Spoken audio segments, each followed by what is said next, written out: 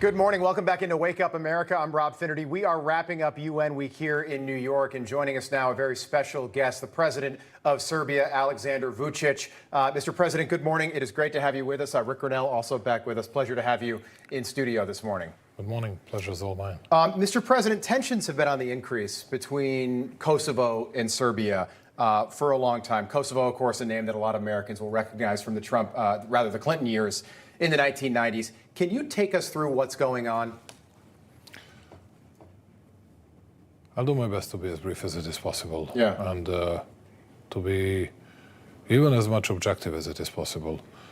You know that we have an ongoing negotiating process under the auspices of EU.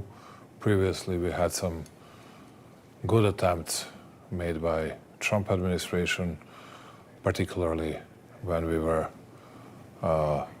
trying to implement Washington's arrangement, but then, and all of a sudden, another party denounced that, and some other people didn't want to deliver anything on that arrangement. We signed Brussels Agreement 10 years ago, or even more than 10 years ago, and there was only one obligation for Kosovo Albanians to deliver on, which was creation of Association of Serbian Municipalities, but they didn't want to deliver on this.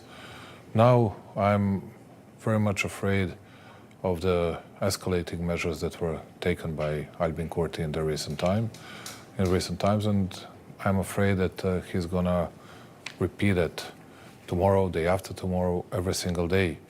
He does it just for the sake of provoking Serbs, because I don't know what he expects.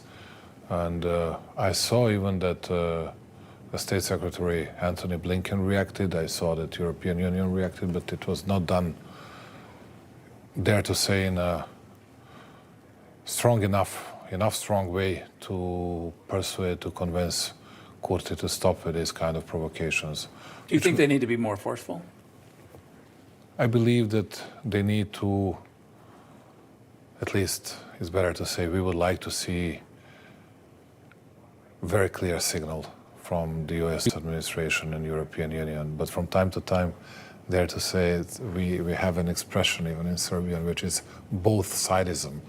Whenever they need to react, doesn't matter who is the real culprit, which fault was something, it's always both sides. Yeah. We call upon both sides, and both sides are, and then you say, okay, but what is about us? What is our fault? What we didn't do that you asked us to do?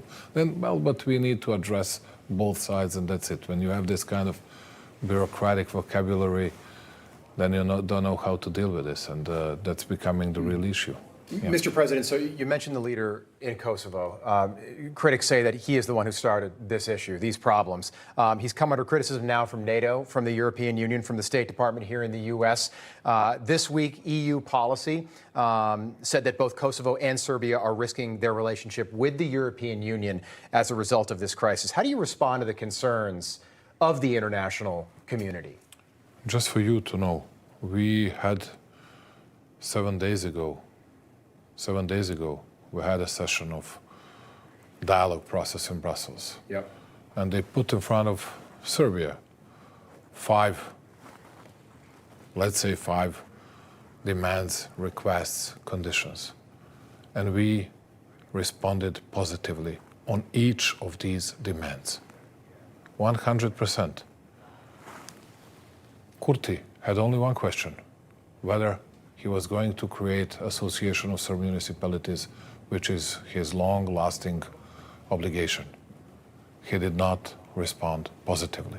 Day after, you had a public statement issued by Josep Borrell, Lajčák, and all the others, blaming Kurti and his regime for this.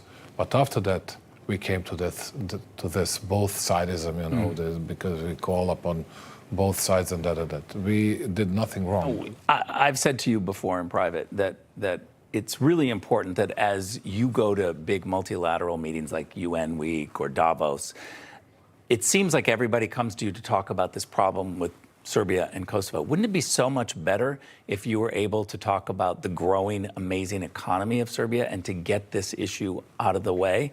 What do you think, what is the solution? And we don't have much time, but what do you think is the solution? No doubt, I believe that this type of approach when we'll be ready to discuss economic issues, growth issues, when we'll be able to connect people, because we'll have to live much better. And that was something that we got as a proposal a few years ago. I believe that was the best approach and the best possible foundation for the future. I'd like to ask you two, I think, easier questions, maybe.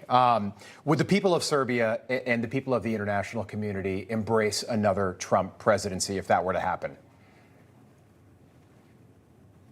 I don't know what is this question about. Of course, we're going to respect U.S. people's decision, and we have had only good experiences with his administration. I cannot say a single bad word about it. And I can tell you one thing, you know, when I was there, although it was not, we were not in an easy position, and Rick knows that, but I can tell you one thing, which we appreciated a lot, and I was speaking about it publicly. Yeah. Jared Kushner, O'Brien, Rick Grenell, and even some more guys were speaking to us for more than 2.5 and 3 hours, spending almost all day long. They showed their dedication, they showed their real commitment. They were working with us. Doesn't matter whether we agreed upon everything or not, and we did not, but they wanted to listen to us, and we appreciated that a lot. That's what that is something that was my real experience, and I cannot forget it. Okay. Serbian President Aleksandar Vučić, we appreciate you being with us this morning. Thank you for having me. Thanks a lot. And spending some time with us. Thank you. Thank you.